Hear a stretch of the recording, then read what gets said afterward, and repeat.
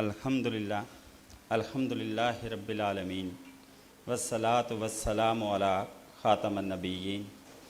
मुअज़्ज़ज़ मेहमानान गिरामी, प्रिंसिपल साहिबान, टीचर्स और तलबा व तालबात, वालदैन, अस्सलामु अलैकुम व रहमतुल्लाह। एजुकेशनल सपोर्ट प्रोग्राम चकवाल के प्लेटफार्म पर आज हम यहाँ पर इकट्ठे हुए हैं और हम नसाबी सरगर्मियों में नुमायाँ पोजीशन हासिल करने वाले बच्चों में तकसीम इनामात का आज ये तकरीब रखी गई।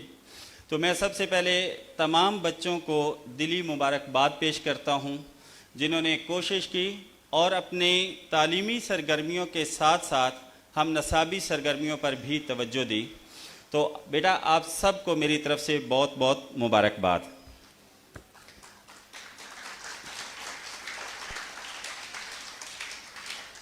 आज का मौका एक ऐसा है कि हम अक्सर कहते हैं कि जो स्कूल है वो 3 पिलर पर मुश्तमिल होता है, जिसमें बच्चे, टीचर और वालदैन।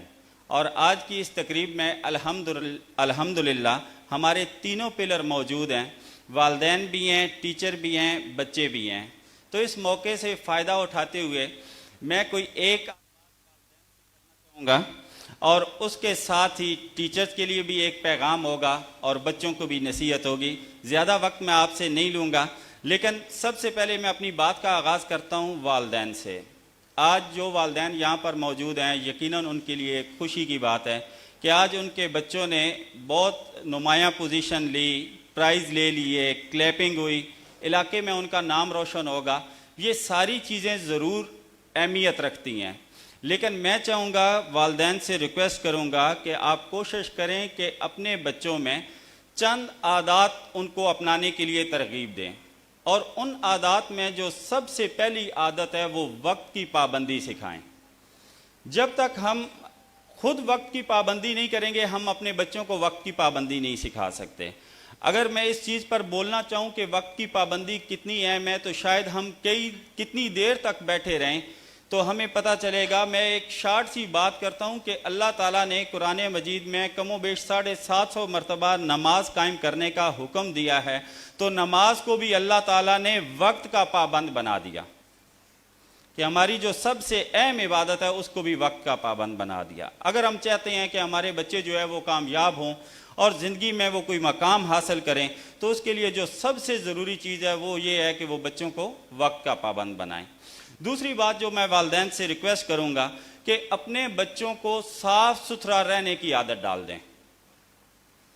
हम बहैसियत स्कूल ओनर, स्कूल में जब जो प्रिंसिपल साहिबान बैठे हैं, असम्बली का सीन आप अपनी आंखों के सामने लाएं तो एक तरफ हमें बहुत ज़्यादा खुशी हो रही होती है, तो दूसरी तरफ हम किसी बच्चे को देखकर बड़े मायूस भी हो रहे होते हैं। तो ये हमारे लिए वो खुशी और गमी का मिला जुला तासर होता है जो रोज़ाना सुबह असम्बली में हमारे सामने होता है। तो मेरी आप वालदैन से दूसरी गुजारिश ये होगी कि आप अपने बच्चों को साफ़ सुथरा रहने की आदत डालें। सफाई को निस्फ ईमान करार दिया गया है। अब इस पर हम क्या कहें कि जब आधा ईमान ही हमारा सफाई पर है, तो हमें अपने बच्चों को सफाई की तलकीन करते रहना चाहिए। एक चौथी चीज़ ये है कि हम अक्सर देखते हैं कि हमारे स्कूलों में तालीम बहुत ज़्यादा जो है ना, वो हम कहते हैं कि जी मैंने मैट्रिक कर लिया, FSC कर ली, BS कर लिया, मैंने बोर्ड में पोजीशन ले ली, मेरा बेटा डॉक्टर बन गया, हमें पड़ोस से खबर मिलती है नहीं मेरा बेटा इंजीनियर बन गया। अगर ये सारी डिग्रियां वो हासिल कर ले लेकिन उसके अंदर एहतराम और अदब वो ना शामिल हो, तो मेरे ख्याल है वो उसकी डिग्री किसी काम की नहीं रहती। तो जो तीसरी चीज़ हमने अपने बच्चों को सिखानी है वो एहतराम, अदब और रिस्पेक्ट है। हम दुनिया की हर सहूलत अपने बच्चे को दे दें, हर माहौल हम अपने बच्चे को जो है ना वो आइडियल प्रोवाइड कर दें, लेकिन अगर हमारे बच्चे में अदब, एहतराम, रिस्पेक्ट की अक़दार नहीं पनप सकें तो हमारे उस बच्चे की सारी डिग्रियां रायगां जाएंगी।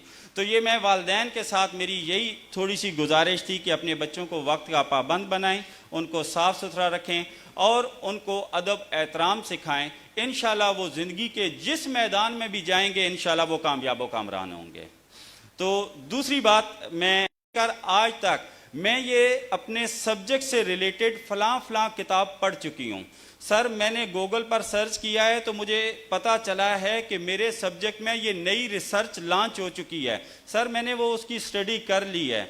जब तक हमारी टीचर उस डिग्री से बाद तालीम नहीं हासिल करेगी, वो हमारे बच्चों के लिए कभी भी बेहतरीन टीचर साबित नहीं हो सकती। हमने एक डिग्री ले ली, हमने अपने नाम के साथ एक वो सर्टिफिकेट अटैच कर लिया, लेकिन अब हम बहैसियत टीचर अपने बच्चों को उनके मुस्तकबिल की तरफ रहनुमाई करने वाले हैं। अगर हमने खुद को निखारना छोड़ दिया तो हम अपने बच्चों को किस तरीके से निखार सकेंगे। तो ये मेरी टीचर से गुजारिश होगी कि बेटा जब भी आप चाहे प्री क्लास में मौजूद हैं, चाहे आप सीनियर क्लास में हैं, एलिमेंट्री में हैं या सेकेंडरी में हैं, आप जिस जिस सब्जेक्ट को पढ़ा रहे हैं आपको चाहिए कि उस सब्जेक्ट पर हर आए दिन आप अपनी ग्रिप मजबूत करते जाएं। मैं अक्सर अपने दोस्तों से एक सवाल पूछता हूं कि आज से साल पहले आप किधर थे, तो बताते हैं जी मैं 40,000 सैलरी ले रहा था। मैं पूछता हूं आज कितनी ले रहे हो, सर मैं 42 ले रहा हूं। तो आप मुझे ये बताएं 42 को छोड़ें, अगर वो 50 भी ले रहा है तो क्या उसने कोई तरक्की कर ली? नहीं। सेम उसी तरीके से मुझे आज से 6 साल पहले एक टीचर बताती है कि सर मेरी तालीम BA B.Ed है, और 6 साल बाद मैं उस बच्ची से पूछता हूँ बेटा आपकी तालीम कितनी है, वो मुझे कहती है सर मेरी BA B.Ed है।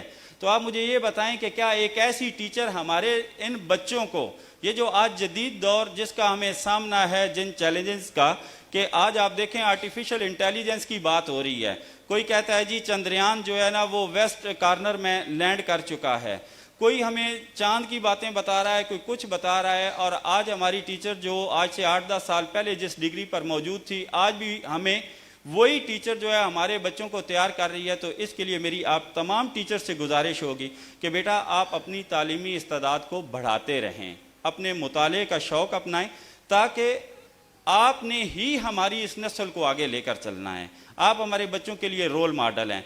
आप जितना बेहतरीन किरदार अदा करेंगे हमारे बच्चे उतना बेहतरीन परफॉर्म करेंगे। अक्सर स्कूल में जब हम कहते हैं कि जी किसी भी टीचर्स को कि जी बेटा आपने इनको तिलावत, तकरीर, नात या कोई भी चीज़ बच्चों को तैयार करवानी है, तो मेरा सवाल यही होता है कि क्या आया जिसके हवाले मैं कर रहा हूँ, यहाँ पर एक मुझे छोटी सी मिसाल याद आ रही है, बातें लंबी हो रही हैं, बड़े सीनियर असातिज़ा बैठे हुए हैं, मैं इंतहाई अदब के साथ मैं इजाज़त चाहूँगा कि मुझे थोड़ा सा मौका दे दें। कभी ऐसा हुआ है कि मेरी गाड़ी बाहर खड़ी है और जो बिल्कुल ही गाड़ी चलाना नहीं जानता, मैं उसे कहूँ मेरी गाड़ी चला लो, मुझे पता है वो एक्सीडेंट करेगा, लेकिन जब बच्चों की बारी आती है तो हम कभी भी ये नहीं सोचते।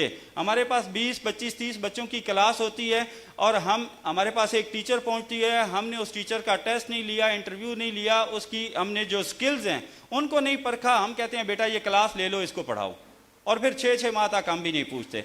ये प्रिंसिपल साहिबान से भी मेरी गुजारिश होगी कि हमने अपने बच्चों को अगर बेहतरीन कौम बनाना है तो हमें सबसे पहले उन्हें बेहतरीन उस्ताद देने होंगे, और बेहतरीन उस्ताद तभी बनेगा कि जब वो अपनी डिग्री के साथ साथ रोज़ाना अपने जो ये पढ़ाई है या नए अलूम सीखने की जो लगन और शौक़ है, इसको जब टीचर अपने दिल में जगह देगा तो इंशाल्लाह ये टीचर्स के लिए भी बेहतर है, स्कूल के लिए भी और हमारे बच्चों के लिए भी। और सबसे आखिर में मैं बच्चों के हवाले से एक बात करना चाहूँगा कि बेटा हमारी ज़िंदगी जो है ये नशेबो फराज की एक लाइन है। आज आप लोगों ने कामयाबी हासिल की है, मैं आपको दिल की अथाह गहराइयों से मुबारकबाद दे चुका हूँ, मैं दोबारा मुबारकबाद देता हूँ, लेकिन बेटा ये हमारी मंजिल नहीं है। अगर आप ये समझें कि आज मैंने फर्स्ट, सेकंड, थर्ड पोजीशन हासिल कर ली है तो मैंने बहुत कमाल कर दिया है, नहीं बेटा, अपने आप को ज़िंदगी के इस सफ़र पर, कामयाबी के इस जीने पर आप पहला कदम समझो। अभी आपने इससे आगे और जहां में जाना है, आपने और कामयाबियां समेटनी हैं, और कामयाबियां समेटने के लिए कभी भी अपॉर्चुनिटी का इंतज़ार नहीं करना, हमेशा आपने हार्ड वर्क करनी है, हमेशा अपने आप को मेहनत पर लगाना है। और हार्ड वर्क के साथ एक चीज़ मैं और भी गोश गुजार करना चाहूँगा कि आज का जो दौर है वो हार्ड वर्क से ज़्यादा स्मार्ट वर्क को तरजीह दे रहा है। हमें अब ये नहीं है कि मैं सुबह से यहाँ पर खड़े होकर कहना शुरू कर दूँ बेटा पढ़ो बेटा पढ़ो बेटा पढ़ो बेटा पढ़ो, और शाम को जब मैम मुझसे पूछें जी टीचर आपने क्या पढ़ाया, तो मैं कहूँ कि मैं सुबह से इनको कह रहा हूँ कि पढ़ो पढ़ो पढ़ो पढ़ो। अब हमने ये वाली मेहनत नहीं करनी, अब हमने रट्टा लगाने वाली मेहनत नहीं करनी, अब हमने अपने बच्चों को सोचने का जाविया देना है।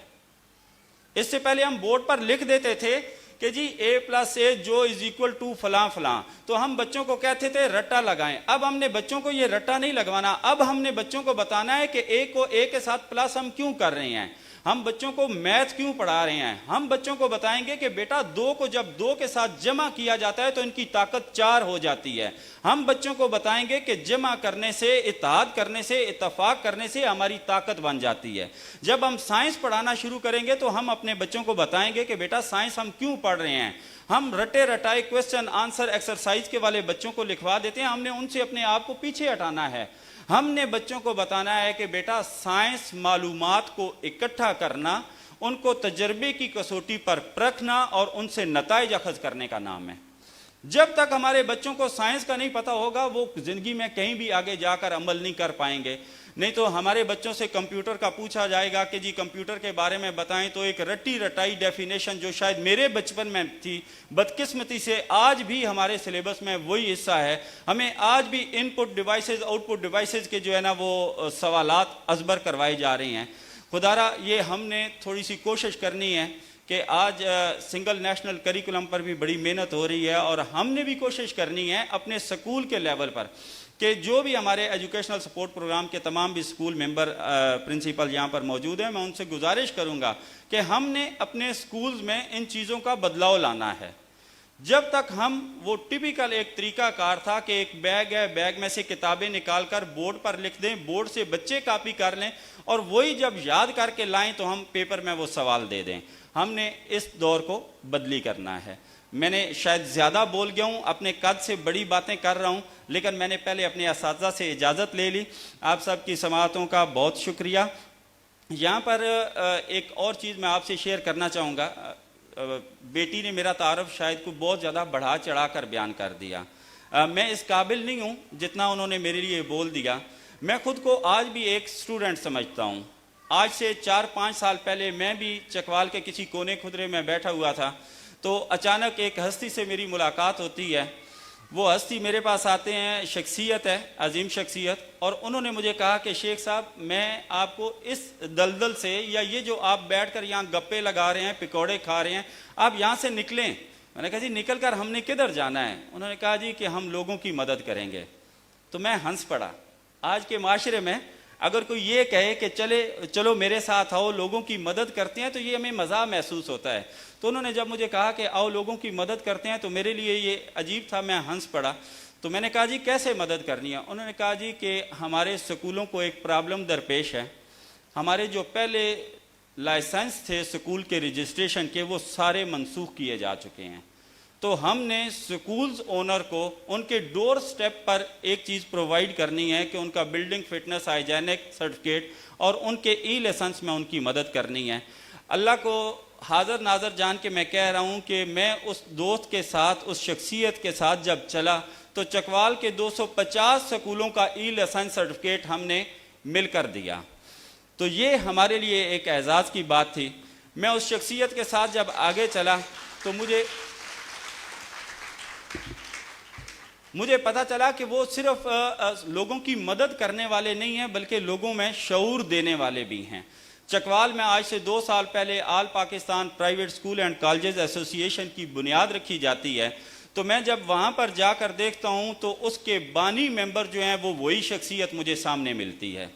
तो मैं उन शख्सियत से बड़ा मुतासर हुआ, उनसे मेरा करीबी ताल्लुक़ कायम हो गया। जब उनके बारे में जानना शुरू किया तो मुझे पता चला कि ये वो बच्चा है जिसकी गोद, जिस माँ ने गोद में लिया वो भी उस्ताद। बाद में मुझे पता चला जिस बाप ने उंगली पकड़कर इनको चलना सिखाया वो बाप भी उस्ताद।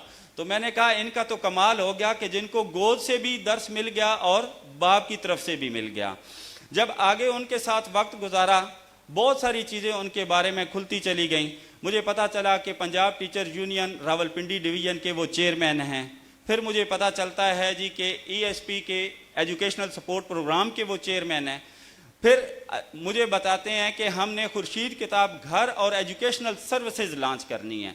चकवाल में किताबें बहुत सारे लोग बेच रहे हैं, हम भी अभी इसी बिजनेस के साथ रिलेट करते हैं, तो किताबें हम भी दे रहे हैं, लेकिन मुझे उन सर ने कहा कि हमने किताब नहीं देनी, हमने साथ एजुकेशनल सर्विसेज प्रोवाइड करनी है। हमने अपने मेंबर स्कूल्स को एक मौका देना है कि जहां पर हमारी टीचर्स आकर ट्रेनिंग हासिल कर सकें, जहां पर हमारे बच्चे आकर परफॉर्म कर सकें।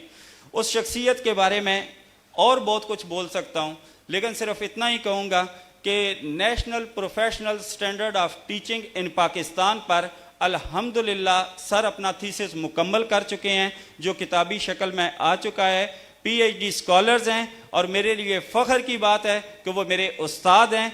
मैं आप सब से गुजारिश करूंगा कि उस शख्सियत का उनके शायाने शान इस्तकबाल कीजिएगा। आप सबकी भरपूर तालियों में राजा वकास अहमद।